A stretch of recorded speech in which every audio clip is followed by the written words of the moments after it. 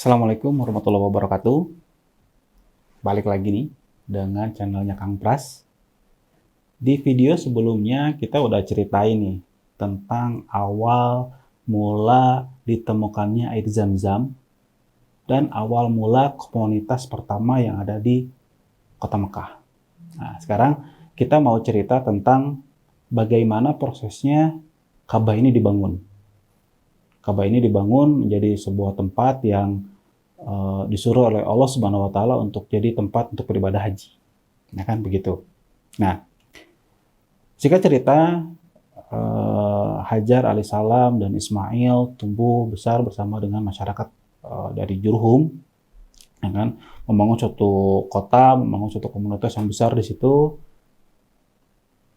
Ismail alaihissalam tumbuh besar di kota Mekah. Nah, diriwayatkan bahwa Nabi Ibrahim alaihissalam ditugaskan oleh Allah Subhanahu wa taala untuk kembali ke kota Mekah. Nah, jadi Nabi Ibrahim sebelumnya belum pernah datang lagi ke Mekah, hanya ketika ini aja datang dari Nabi Ibrahim alaihissalam berkunjung ke Mekah.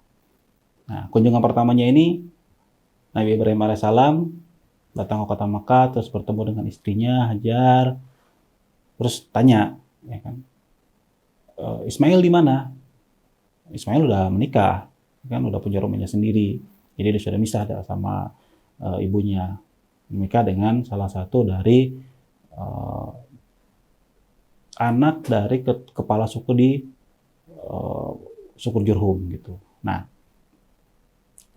Nabi Ibrahim akhirnya datang ke rumahnya Ismail alaihissalam. Cuman qadarullah memang Nabi Ismail ini nggak ada, karena salah satu hobi dari Nabi Ismail alaihissalam ini adalah berburu, ya kan. Cuman bedanya kalau berburu di zaman dulu itu dia bisa lama, bisa sebulan 2 bulan baru kembali gitu. Jadi nggak cuman sehari 2 hari, dia memang bisa lama gitu, ya kan. Akhirnya bertanyalah sama istrinya, ya kan. Pertanyaannya adalah,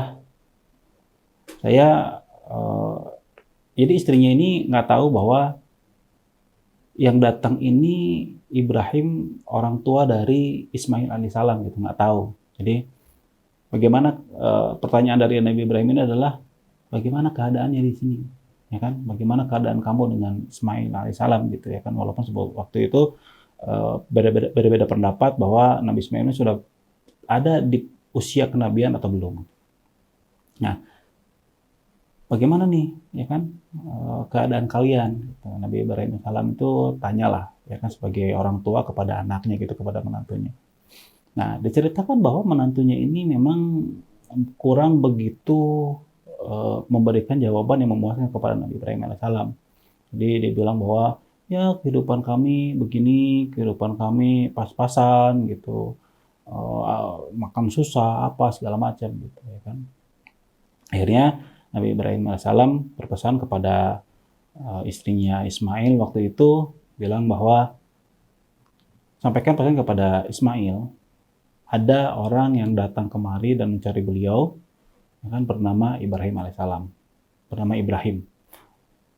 Titip pesan, kalau nanti Ismail datang, ya kan, pesannya adalah ganti tiang pintu rumah. Kan? Akhirnya Nabi Ibrahim kembali lagi ke rumahnya Hajar dan menginap beberapa hari, tapi Ismail alaihissalam belum kembali. Akhirnya Nabi Ibrahim pulanglah ke Palestina. Nah, hingga cerita Nabi Ismail ini pulang, ya kan? Nabi Ismail pulang terus ke rumah ibunya Hajar, terus cerita bahwa Hajar, ada ayah nih pulang gitu, ya kan. Bahasa kita sekarang ada ayah tadi pulang, ya kan. Tapi cari kamunya nggak ada gitu, ya kan. Nah, terus Nabi Ismail itu pulang ke rumah lah, ya kan. Pulang ke rumah ketemu sama istrinya, ditanya nih istrinya, ada yang datang nyari saya? Kata istrinya ada, ya kan, namanya Ibrahim. Apa yang kalian obrolin gitu? Apa yang kalian obrolin? Karena diceritakan bahwa Nabi Ismail alaihissalam belum pernah ketemu lagi dengan ayahnya, ya kan, yang bertugas di Palestina gitu. Nabi Ismail ada di Mekah, belum pernah lagi ketemu, ya kan. Jadi hanya momen itu aja, ya kan, Nabi Ismail itu mau ketemu tapi ternyata Nabi Ismailnya nggak ada gitu. Jadi rasa kangennya itu ada gitu. Tapi walaupun sebetulnya tahu bahwa Nabi Ismail ini bahwa ayahnya ini adalah seorang nabi. Terus tanya kepada istrinya, apa yang kalian obrolin? Kata istrinya, ya, beliau bilang bahwa gimana keadaan kita di sini. Saya jawab, ya keadaan di sini pas-pasan, makan susah apa segala macam gitu. Ismail tanya, ada pesannya? Ada pesan yang disampaikan? Ya ada, biasanya kan. Pesannya adalah kamu disuruh mengganti tiang pintu rumah. Ismail terus bilang bahwa kalau gitu bungkus pakaianmu, saya telah menceraikanmu karena sesungguhnya yang datang ini adalah ayah saya sendiri dan beliau adalah seorang nabi. Nah, jadi Nabi Ismail menceraikan istrinya di hari itu. Nah, singkat cerita, Nabi Ibrahim untuk kedua kalinya datang nih, ya kan, ke kota Mekah. Dan pada kebetulan Ismail pun nggak ada, lagi keluar juga, lagi berburu waktu itu juga, ya kan. Akhirnya datang ke rumah Hajar, ya kan, terus tanya anaknya, balik lagi ke rumahnya, ternyata ditemukan bahwa ini ada perempuan yang berbeda. Istrinya dari Nabi Ismail ini sudah berbeda nih perempuannya gitu. Ya kan, sudah menikah lagi.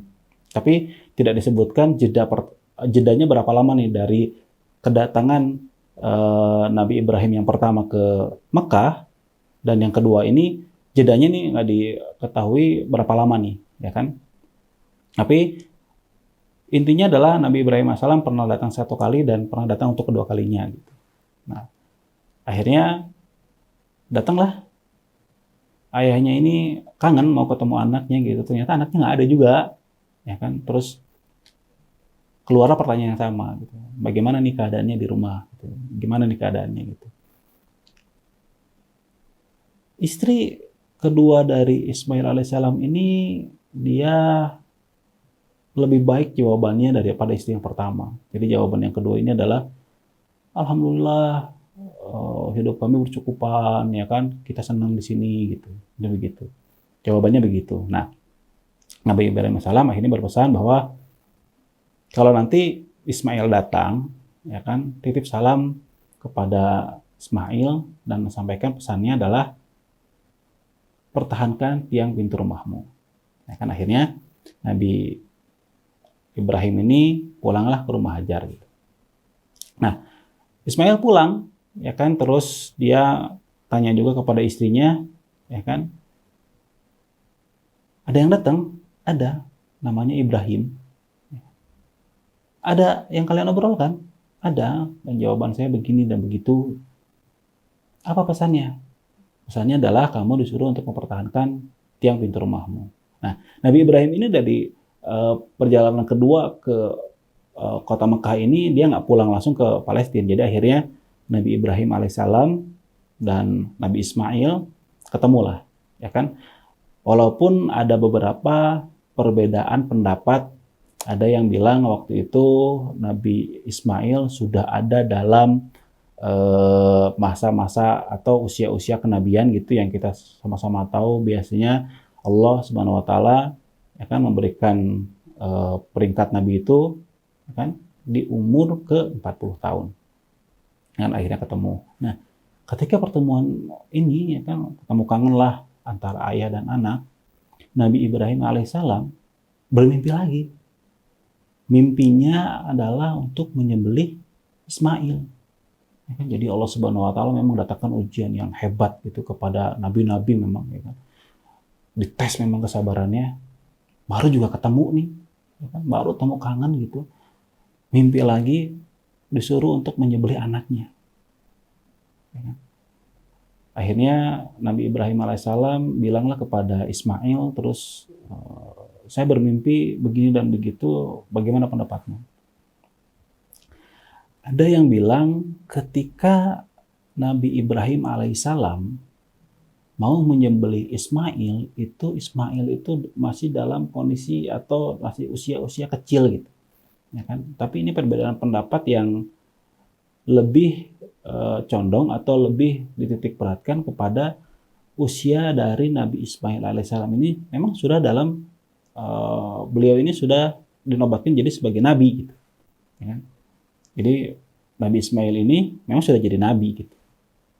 Ya kan akhirnya Nabi Ismail terus bilang, lakukanlah, ya kan, lakukan maka kamu akan mendapatiku adalah orang yang sabar gitu.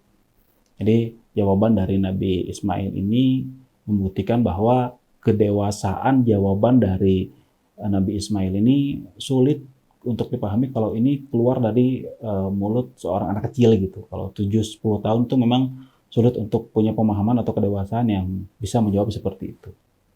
Nah, jadi singkat cerita, bolehlah ya kan Nabi Ismail mau disembelih, terus Nabi Ismail bilang ya boleh gitu ya begitu. Nah, dalam perjalanan dari rumah mau ke tempat sembelihan, ya kan, ada kejadian yang Nabi Ibrahim disamperin oleh syaitan, ya kan, bilang janganlah, jangan disembelih apa segala macam gitu.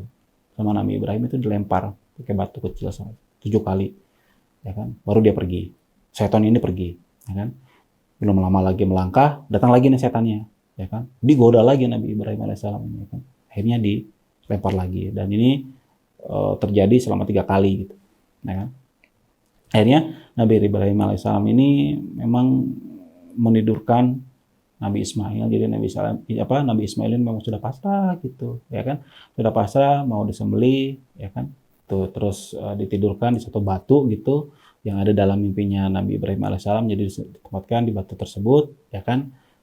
Nabi Ibrahim sudah ngangkat pedang nih, ya kan, sudah ngangkat pedang dan sudah mau ditebaskan gitu. Jadi sudah bergerak mau ke bawah gitu, akhirnya ditahan oleh Jibril alaihissalam. Jibril alaihissalam ini datang, ya kan, menahan pedangnya dari Nabi Ibrahim alaihissalam supaya nggak jadi, ya kan, supaya nggak jadi menyembelih Nabi Ismail, ya kan. Akhirnya digantilah dengan sesuatu yang luar biasa, yaitu adalah kambing yang besar. Jadi kambing ini memang besar gitu. Dan Allah Subhanahu wa taala memang bilang bahwa Ibrahim, kamu adalah orang yang mempercayai mimpi. Begitu. Ya kan? Jadi Nabi Ismail ini nggak jadi nih disembelih. Akhirnya digantilah oleh Allah Subhanahu wa taala dengan kambing yang besar. Nah, kejadian ini memang diabadikan dan memang kita sudah tahu bahwa kisahnya seperti itu.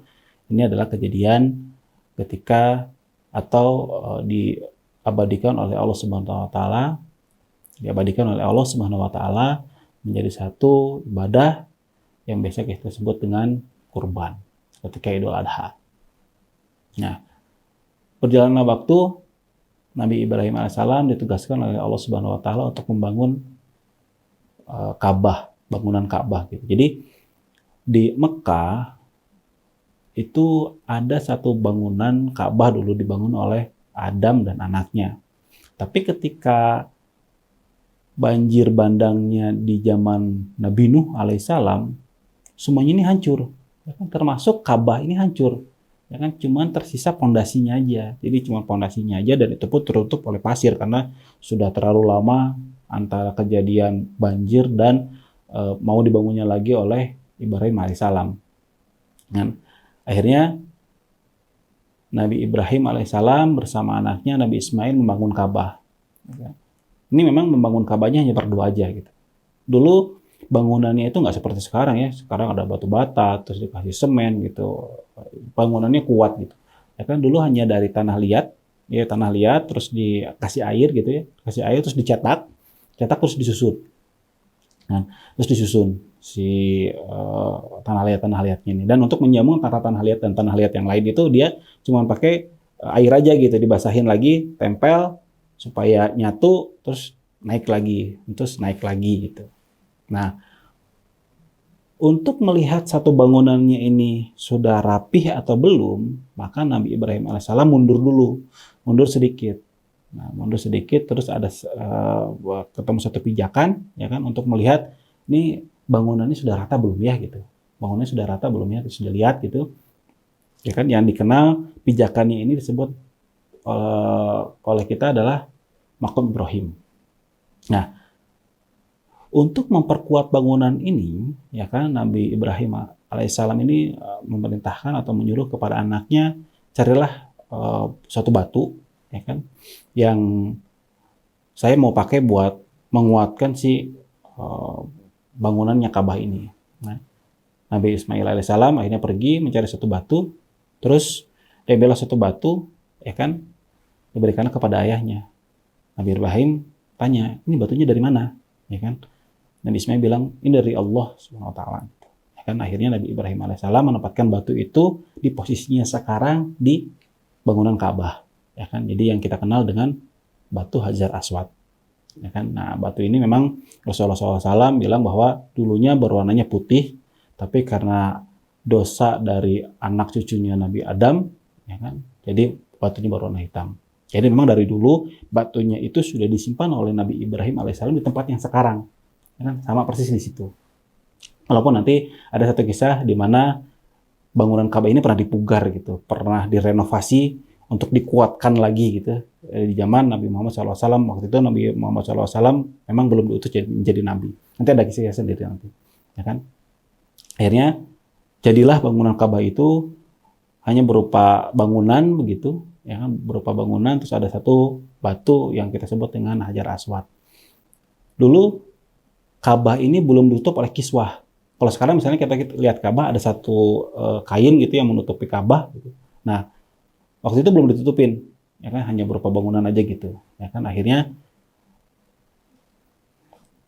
bangunan ini selesai, terus terus malaikat Jibril datang, ya kan, menyuruh supaya Nabi Ibrahim menyampaikan kepada orang-orang, ya kan, untuk berhaji dan melakukan tata cara haji. Nabi Ibrahim bilang, sampai di mana suara saya, gitu, ya kan, untuk ngomong kepada seluruh dunia ini gitu, untuk suruh berhaji. Gitu. Jibril alaihissalam cuma bilang, sampaikan saja. Gitu. Akhirnya Nabi Ibrahim naik ke satu tempat yang agak tinggi, terus bilang, teriak gitu, hai manusia, datanglah dan kerjakanlah haji, gitu. Kan akhirnya orang-orang datang, memang, ya kan, dari tempat yang jauh, membawa unta-unta yang kurus, gitu. Ada diceritakan dalam Al-Quran. Nah, inilah proses awal dibangunnya Ka'bah dan syariat pertama dari haji itu, inilah kisahnya. Ya kan? Syariat haji itu awal diperintahkan di zaman Nabi Ibrahim alaihissalam, diteruskan oleh Nabi Muhammad SAW, ya kan, sampai kepada kita. Walaupun ketika Nabi Ibrahim dan Nabi Ismail ini sudah wafat, ya kan, maka ada beberapa hal-hal yang diubah, ya kan.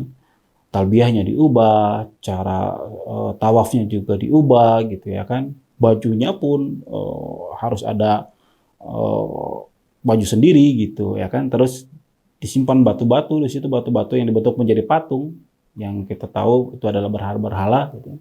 Ya kan, akhirnya nanti dihancurkan ketika pembebasan kota Makkah oleh Nabi Muhammad SAW. Jadi itu adalah awal mula syariat pertama haji bagi umat muslim dari awal diperintahkan sampai kita sekarang ini. Ya. Assalamualaikum warahmatullahi wabarakatuh.